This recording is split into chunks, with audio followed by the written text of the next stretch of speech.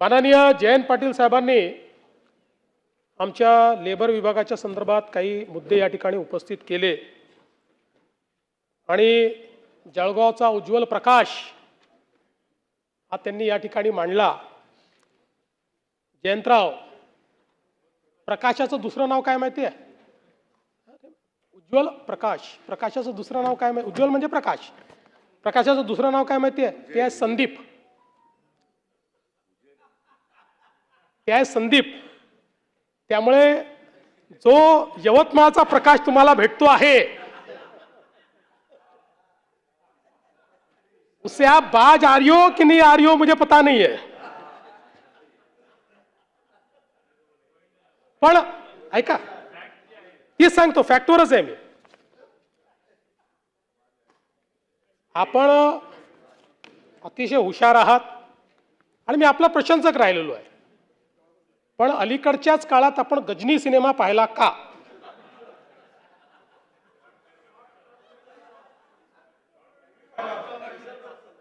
असा प्रश्न माझ्यासमोर उपस्थित झाला आहे। याचं कारण आपण ज्यांच्यावर आक्षेप घेतला त्यांच्या संदर्भात ही नसतीच मी घेऊन आलो आहे। नाही, जे काय ठीक आहे, आपण तेच ते लोक करतायत। आपल्याला मी आपल्याला सांगू इच्छितो की या ठिकाणी काही काळाकरता आपण मंत्री होतात, त्या काळामध्ये एक प्रस्ताव आला। प्रस्ताव काय होता म्हणजे ते काय होतं, त्यात मुदतवाढ मागितली होती की काही लोकांचं राहिलेलं आहे आणि जुन्या जे पुरवठादार आहे त्या पुरवठादाराकडे अजून किट्स शिल्लक आहेत, तर तेवढ्या 1,23,000 किट्स 1,53,000 किट्स वाटण्याची परवानगी द्यावी काय। तर प्रस्ताव होता सचिव तथा मुख्य कार्यकारी अधिकारी महाराष्ट्र इमारत व बांधकाम कामगार कल्याणकारी मंडळ मुंबई यांनी उक्त पत्रान्वये 1,53,698 अत्यावश्यक वस्तू संच एसेन्शियल किट व 1,53,498 सुरक्षा सेफ्टी किट वाटपास मुदतवाढ देण्याच्या विनंतीस मान्यता देण्यास हरकत नसावी। आणि मग पुढे त्यांनी असंही म्हटलं की सद्यस्थितीत मंडळाकडे 20,67,000 बांधकाम कामगारांपैकी 13,84,730 एवढ्या बांधकाम कामगारांची नोंदणी जीवित आहे, सक्रिय आहे, आणि नोंदणी केलेल्या जीवित 13,84,770 पैकी 9,27,730 बांधकाम कामगारांना अत्यावश्यक संच व सेफ्टी किट हे वाटप केल्यानंतर उर्वरित 4,57,000 बांधकाम कामगारांना हे संच वाटप करण्याबाबत पुढची काय कारवाई करायची, अशा प्रकारचा 2 प्रस्ताव आपल्या पुढे आले। आपण बघितलं असेल, मी गजनी का म्हटलं, आपण म्हणाले मी तर त्यांच्यावर टाकलं, असं नाही आहे, आपण आपल्या अक्षरात लिहिलंय स्वतः। प्रस्ताव मान्य। आणि दुसरं, ब संदर्भात उर्वरित 4,53,000 बांधकाम कामगारांना सध्याच्याच कंत्राटदारामार्फत त्याच दराने दोन्ही संच पुरवण्यात यावे। आपलं अक्षर आहे, पाहिजे तर आपला आक्षेप असेल तर फॉरेन्सिकला पाठवून देतो।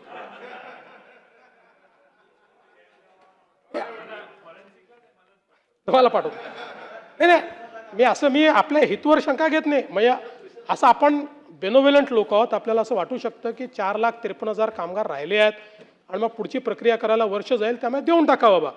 पण मी आपल्याला एवढंच सांगू इच्छितो की आपण जे आक्षेप माननीय आमच्या फुंडकर साहेबांवर घेतले, बिचारे नवीन नवीन मंत्री आहेत, मग त्यांच्यावर झाले की नाही खात्यावर, म्हणजे तर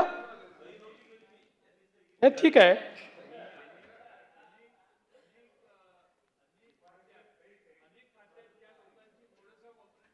हा,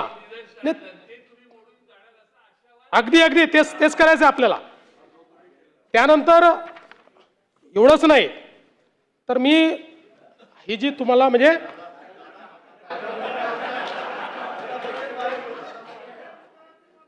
नाही, आणि तसं जयंतराव तुम्हाला सल्लागाराची आवश्यकता नाही, पण ऐका ना, पण त्यावेळी तुम्हाला कोणीतरी चुकीचा सल्लागार भेटला होता। याचं कारण ही जी काही आपण कामगारांची तपासणी करतो, या तपासणीच्या संदर्भातले त्याच वेळी एक टेंडर होतं नोंदित कामगारांच्या आरोग्य तपासणीच्या संदर्भातलं, आणि त्याच्यामध्ये काय काय काय काय करावं असं सगळ्या गोष्टी होत्या. मग याच्यामध्ये काहीतरी वाढ करावी अशा प्रकारचा एक प्रस्ताव आपल्याकडे आला आणि त्या सगळ्याला म्हणजे वाढीवला तर आपण मान्यता दिलीच, पण त्याचसोबत या ठिकाणी आपण काय लिहिलं त्याच्यावर, वरील प्रस्ताव मान्य.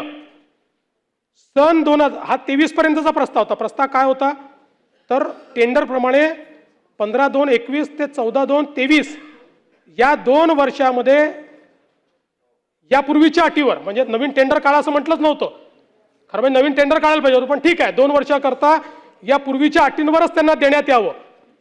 आपण काय लिहिलं त्याच्यामध्ये, वरील प्रस्ताव मान्य. सन 2023 नंतर मुदतवाढ देताना, म्हणजे आधीच ठरवलं तुम्ही मुदतवाढ द्यायची आहे, ही मुदतवाढच होती. मुदतवाढ देताना मागील काम योग्य असल्यास विभागाच्या सचिवाकडून त्यांच्या स्तरावर मुदतवाढ देण्यात येईल. आता isakal.com आहे देशातील नंबर 1 ची मराठी न्यूज वेबसाईट. प्रत्येक अपडेटसाठी isakal.com ला नक्की भेट द्या.